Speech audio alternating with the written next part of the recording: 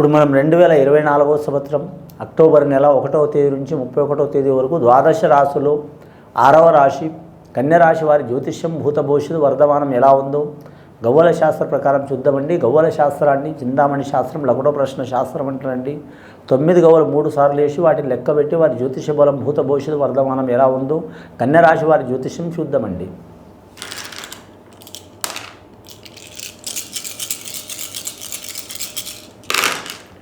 కన్యరాశి వారి జాతకంలో 2 గవ్వలు పడ్డాయండి. వారి జాతక బలానికి ఏ పని చేసినా వీరు మాత్రం ఒంటరిగా చేయకూడదండి, ఇతరులతో కలిసి చేయటం చాలా వరకు మంచిది వీరి జాతక బలానికి.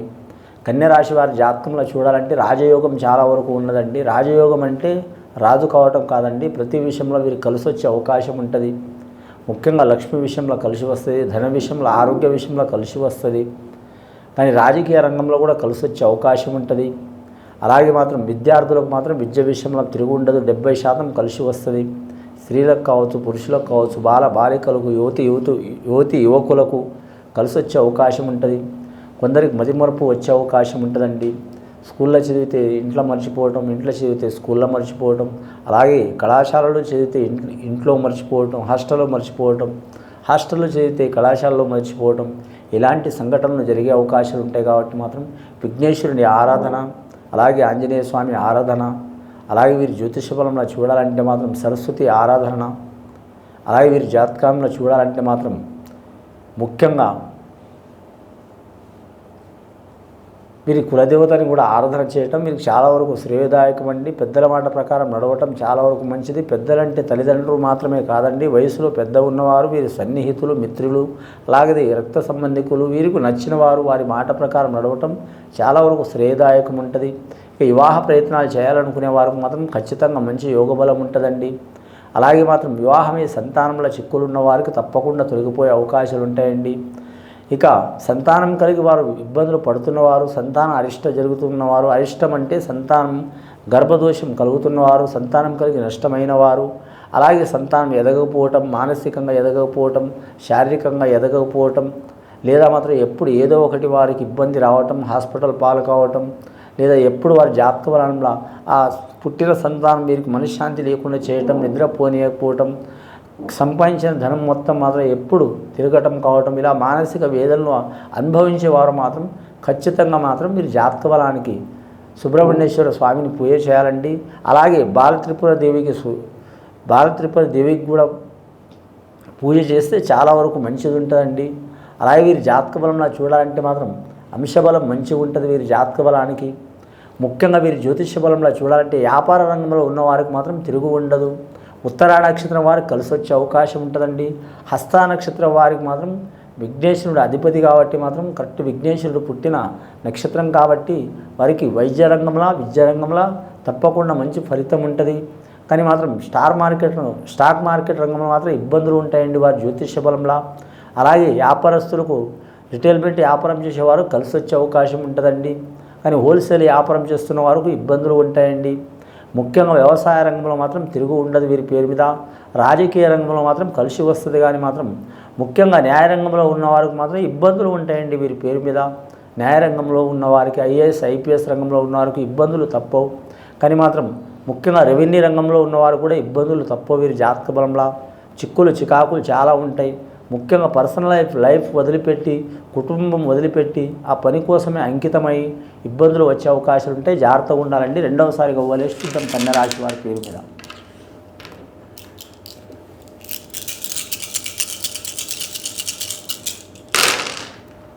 రెండవసారి గవ్వలేస్తే 7 గవ్వలు పడ్డాయండి వీరి జాతక బలానికి.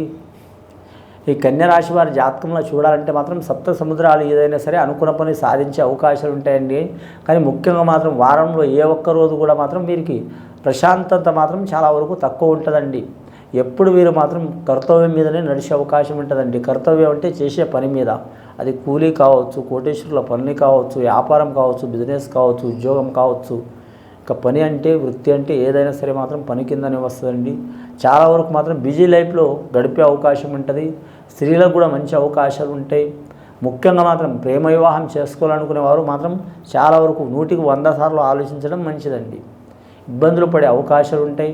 ముఖ్యంగా మాత్రం ప్రేమించి ఇబ్బందులు పడటం కానీ స్త్రీలు కావచ్చు, పురుషులు కావచ్చు, అలాగే యువకులు కావచ్చు, కెరీర్ విషయంలో మాత్రం మంచి గడియ నడుస్తుంది. వారికి కెరీర్ విషయంలో మాత్రం నిర్ణయం తీసుకోవడం మంచిదండి. అలాగే మాత్రం ముఖ్యంగా వీరి జాతకంలో చూడాలంటే మాత్రం వైద్య రంగం వారికి కలిసి వచ్చే అవకాశం ఉంటుందండి. అలాగే మాత్రం వీరి మోటార్ ఫీల్డ్ రంగం వారికి ఇబ్బందులు తప్పవండి. కొత్తగా వాహనం కొనాలనుకున్న, తీసుకోవాలనుకున్న, అమ్మాలనుకున్న తప్పకుండా కార్యసిద్ధు ఫలిప్రాప్తిరస్తు అయ్యే అవకాశం ఉంటుందండి. అలాగే మాత్రం ధర్మకార్యాలు చేయటం అంటే మీరు జాతకంలో మాత్రం మీరు జ్యోతిష బలంలో చూడాలంటే మాత్రం ఎక్కడైనా మాత్రం మీరు మొక్కుబడి ఉంటే దూర ప్రయాణాలు చేయటం వీరికి తప్పకుండా సత్ఫలితాలు ఇచ్చే అవకాశం ఉంటుందండి. అలాగే వివాహ విషయంలో ఏమైనా ఇబ్బందులు, చిక్కులు, చికాకులు ఉంటే మాత్రం ఖచ్చితంగా వీరు రాహుకేతులో పూజ చేపించడం చాలా వరకు మంచిదండి. శ్రీకాళహస్తీశ్వర స్వామిలా పూజ చేపించడం చాలా వరకు మంచిది.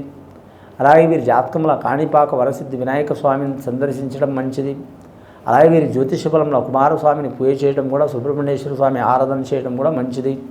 అన్నదానం, గోదానం, భూదానం, సువర్ణదానం, వస్త్రదానం ఇదంతా మాత్రం సద్బ్రాహ్మణులతో పర్యవేక్షణతో చేపించడం చాలా వరకు మంచిదండి వీరి జాతక బలానికి. ముఖ్యంగా వీరి పేరు మీద చూడాలంటే మాత్రం అంశబలం మంచిగా ఉంటుందండి. కన్యరాశి వారి జాతకానికి చూడాలంటే మాత్రం వ్యాపార లక్షణం కాబట్టి వారు ఒక్కరే బతకడం కాదు, నలుగురు బతకాలి, ఒకరి చేయి కింద ఉండొద్దనే స్వభావం ఉంటుంది వారి పేరు మీద. నలుగురిని బతికించే అవకాశం ఉంటుంది. ఒకసారి వీరు నష్టపోయినా కూడా రెండవసారి విజయవంతులు అవుతారు. రెండవసారి వీరు ఇబ్బందులు పడ్డా కూడా నాలుగవసారి కూడా మాత్రం వ్యాపారంలో కలిసి వస్తుంది.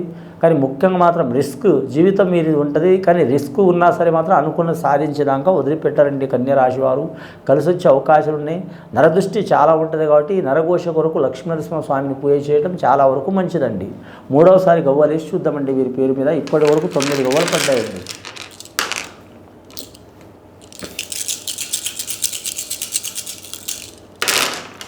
మూడవసారి గవ్వలేస్తే మాత్రం 4 గవ్వలు పడ్డాయండి. ముఖ్యంగా మాత్రం ఈ 4 గవ్వలు చూడాలంటే మాత్రం తూర్పు, పడమర, దక్షిణం, ఉత్తరం 4 దిక్కులు వీరు ఎక్కడ పోయినా సరే మాత్రం అనుకున్న పని సాధించే అవకాశాలు ఉన్నాయి. కానీ అడగడుగున ఆటంకాలు తప్పవు. ముఖ్యంగా వీరు జాతక బలంలో చూడాలంటే మాత్రం వ్యాపార విషయంలో కొత్తగా వ్యాపారం చేయాలనుకునే వారు మాత్రం టైం తీసుకోవడం మంచిదండి. విజయదశమి ఘడియకు మాత్రం వారు కొత్తగా ఏదైనా వ్యాపారం మొదలు పెడితే కలిసి వచ్చే అవకాశం ఉంటుందండి. విజయదశమి ఘడియకు, విజయదశమి ఘడియలో మాత్రం 9 రోజుల్లో మాత్రం నవరాత్రుల్లో అమ్మవారిని ఆరాధన చేయడం చాలా వరకు మంచిదండి. రోజు ఒక అవతారం ఉంటుంది. ఆ మాతకు కుష్మాండ దేవత, రాజరాజేశ్వరి దేవత, పార్వతీమాత, అలాగే మాత్రం భవానీ మాత, గాయత్రి మాత, అలాగే వీరి జ్యోతిష్యంలో లక్ష్మీదేవత, సరస్వతి దేవత ఖచ్చితంగా మాత్రం నవరాత్రుల్లో మాత్రం లాస్ట్ 3 రోజులు దుర్గాష్టమి రోజు కానీ, మహానవమి రోజు కానీ, లాస్ట్ విజయదశమి రోజు కానీ పూజ చేయడం శ్రేయోదాయకం అండి. ఇది విని చూసి ఆచరించే వారికి గొప్ప ఫలితాలు కలుగుతాయండి. మొత్తం 13 గవ్వలు పడ్డాయండి వీరి జాతక బలానికి. 13వ సంఖ్య మాత్రం చెప్పాలంటే 1 రవి మహర్దశ, 3 గురు మహర్దశ, రాజు వీరి అవుతారు, మంత్రి వీరి అవుతారు. రాహు మహర్దశ గవ్వలు కాబట్టి మాత్రం ఆ దుర్గమాతను ఖచ్చితంగా పూజ చేయడం చాలా వరకు మంచిదండి. ఇది విని చూసి ఆచరించే వారికి గొప్ప ఫలితాలు కలుగుతాయండి. శుభం భూయత్.